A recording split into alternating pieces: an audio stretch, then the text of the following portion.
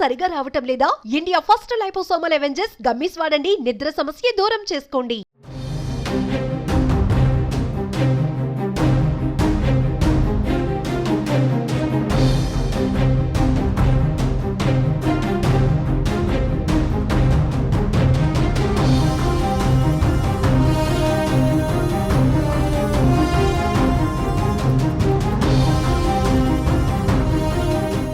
పక్క రాష్ట్రాలను వణికించిన ఆ వైరస్ ఇప్పుడు తెలుగు రాష్ట్రాలకు వచ్చేసింది. ఏపీని అతలాకుతలం చేస్తున్న పౌల్ట్రీ వైరస్ బర్డ్ ఫ్లూ అని తేలింది. వేల సంఖ్యలో కోళ్లు అకస్మాత్తుగా మృత్యువాత పడడం భయాందోళనకు గురిచేస్తుంది. ప్రస్తుత పరిస్థితిని దృష్టిలో ఉంచుకొని గోదావరి జిల్లాలలోని అన్ని కోళ్ల ఫారాల వద్ద హై అలర్ట్ ప్రకటించారు. అక్కడ చికెన్ అమ్మకాలు నిలిపివేయాలని జిల్లా కలెక్టర్లు ఆదేశించారు. ఇన్ఫెక్షన్ జోన్లోని అన్ని కోళ్లను తొలగించి పూడ్చిపెట్టడానికి ఆదేశించారు. ఇన్ఫెక్షన్ జోన్లోని కోళ్ల ఫారాలను 3 నెలల పాటు మూసివేయడం జరుగుతుందని, ఇన్ఫెక్షన్ జోన్ నుంచి 1 నుంచి 10 కిలోమీటర్ల ప్రాంతాన్ని సర్వేలైన్ జోన్గా గుర్తించడం జరిగిందన్నారు. ఈ పరిధిలోని అన్ని చికెన్, గుడ్ల దుకాణాలు మూసివేయడానికి ఆదేశించినట్లుగా తెలిపారు. వ్యాధి సోకిన పరిధిలో కోళ్లు, గుడ్ల రవాణా పూర్తిగా నిషేధించడం జరిగిందన్నారు. వెటర్నరీ డాక్టర్, ఇతర సిబ్బందితో కలిపి 20 ర్యాపిడ్ రెస్పాన్స్ టీములను ఏర్పాటు చేసి వారి పర్యవేక్షణలో కోళ్ల తొలగింపు చేపట్టనున్నట్లు వెల్లడించారు. కోళ్లు, పౌల్ట్రీ ఉత్పత్తుల కదలికలపైన పోలీస్ శాఖ నిఘా ఉంచాలన్నారు. ఈ నేపథ్యంలో తెలంగాణ సర్కార్ కీలక నిర్ణయం తీసుకుంది.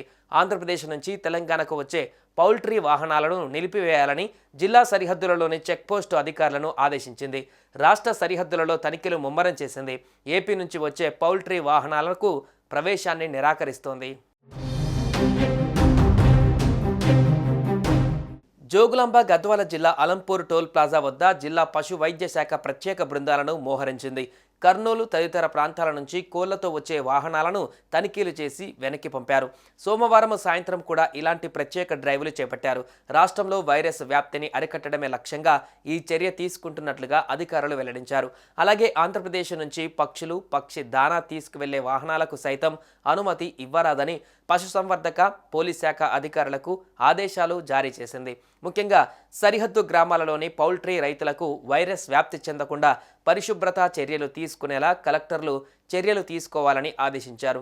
తెలంగాణకు వచ్చే అన్ని జిల్లాల సరిహద్దులలో అప్రమత్తంగా ఉండాలని, పొరుగు రాష్ట్రాల నుంచి ముఖ్యంగా ఆంధ్రప్రదేశ్ నుంచి రాష్ట్రంలోకి వచ్చే పౌల్ట్రీ వాహనాలను ఎట్టి పరిస్థితుల్లోనూ అనుమతించకుండా చూడాలన్నారు. జిల్లా కలెక్టర్లు క్షేత్రస్థాయిలో పౌల్ట్రీ రైతులకు అవగాహన కల్పించాలన్నారు.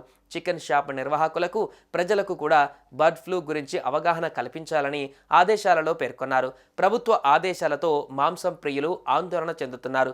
కొన్ని రోజులు చికెన్ తినడం పూర్తిగా మానేయాలని భావిస్తున్నారు. అయితే వైరస్ సోకని కోడి మాంసాన్ని 100 డిగ్రీల ఉష్ణోగ్రతలో ఉడికించి తినొచ్చని, సరిగా ఉడకబెట్టకపోతే సమస్యలు వస్తాయని డాక్టర్లు చెబుతున్నారు.